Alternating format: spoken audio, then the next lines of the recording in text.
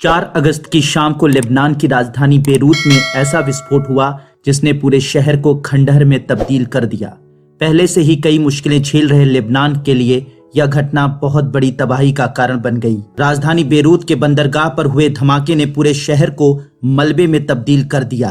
विस्फोट इतना भीषण था कि बेरूत का 10 किलोमीटर का इलाका पूरी तरह से तबाह हो गया।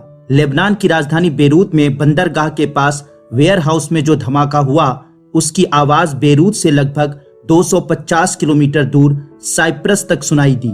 इस विस्फोट से अब तक सैकड़ों लोगों की जान जा चुकी है और हजारों लोग किसी न किसी तरह से घायल हुए हैं। विस्फोट लेबनान के बंदरगाह पर बने एक गोदाम में हुआ था। इस गोदाम को 2014 में बनाया गया था और उसमें पोर्ट पे जब्त किया गया अमोनियम नाइट्रेट का भंडार जमा था। इसी रसायन में धमाका होने से यह अनहोनी हुई। अब जानते हैं कि अमोनियम नाइट्रेट क्या होता है।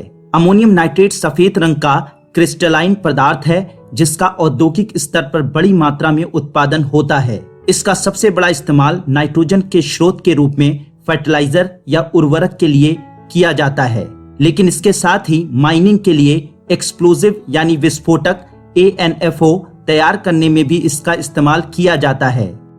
ये जमीन पर यूं ही नहीं मिलता, ये एक सिंथेटिक केमिकल है जो अमोनिया और नाइट्रिक एसिड की रिएक्शन से तैयार किया जाता है।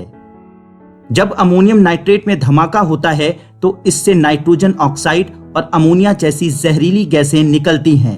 नारंगी रंग का धुआं नाइट्रोजन डाइऑक्साइड की वजह से पैदा होता है। इसे अक्सर वायु प्रदूषण से जोड़ा जाता है। अपने आप में अमोनियम नाइट्रेट से कोई खतरा नहीं होता है। इसे हैंडल करना तुलनात्मक रूप से सुरक्षित भी है, लेकिन अगर अमोनियम नाइट्रेट की बड़ी मात्रा लंबे समय के लिए स्टोर रहे तो ये खराब होना शुरू हो जाता है।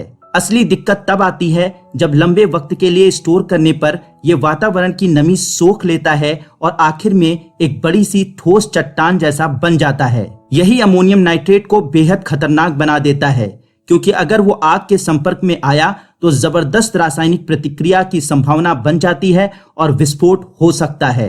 प्योर अमोनियम नाइट्रेट खुद विस्फोटक नहीं होता। इसे यूनाइटेड नेशन ने खतरनाक पदार्थों की लिस्ट में ऑक्सी कारकों की कैटेगरी में रखा है, लेकिन जब यह किसी फ्यूल या ईंधन या किसी अन्य ज्वलनशील पदार्थ से रिएक्शन करता है तो ये बहुत खतरनाक बन जाता है।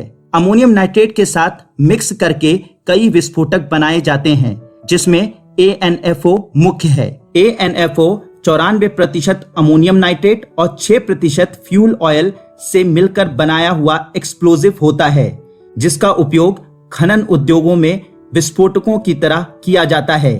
इसके अलावा अन्य एक्सप्लोजिव भी बनाए जाते हैं, जैसे एस्ट्रोलाइट अमोनियम नाइट्रेट और हाइड्राजाइन रॉकेट फ्यूल से मिलाकर, अमाटॉल अमोनियम नाइट्रेट और TNT से मिलकर, अमोनल अमोनियम नाइट्रेट और अल्युमिनियम पाउडर से मिलकर, अमाटेक्स अमोनियम नाइट्रेट TNT और RDX से मिलकर, DBX ammonium nitrate RDX TNT और अल्युमिनियम पाउडर से मिलकर, टोवेक्स अमोनियम नाइट्रेट और मेथिल अमोनियम नाइट्रेट से मिलकर, माइनॉल एक्सप्लोजिव अमोनियम नाइट्रेट TNT और अल्युमिनियम पाउडर से मिलकर, गोमा 2 अमोनियम नाइट्रेट नाइट्रोग्लाइकॉल नाइट्रोसेलुलोज डाइब्यूटाइल फथालेट और फ्यूल से मिलकर।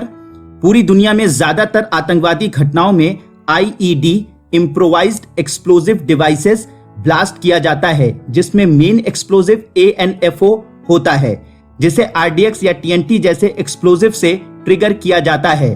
भारत के ज्यादातर टेरर अटैक जैसे Pulwama, Varanasi attack, Malegaon, Pune, Delhi blast, Hyderabad blast, Mumbai blast में अमोनियम नाइट्रेट यूज किया गया था, जिसे RDX से ट्रिगर किया गया।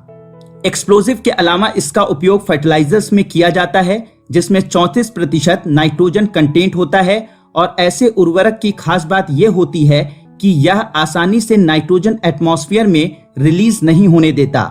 मींस ये काफी स्टेबल होता है। ऐसा नेचर यूरिया जैसे उर्वरकों में नहीं पाया जाता। भारत में अमोनियम नाइट्रेट के स्टोरेज पे प्रतिबंध होने के बावजूद कई जगह जैसे चेन्नई के पोर्ट पे ये स्टोर रखा है, जो कभी भी किसी भी अनहोनी को अंजाम दे सकता है।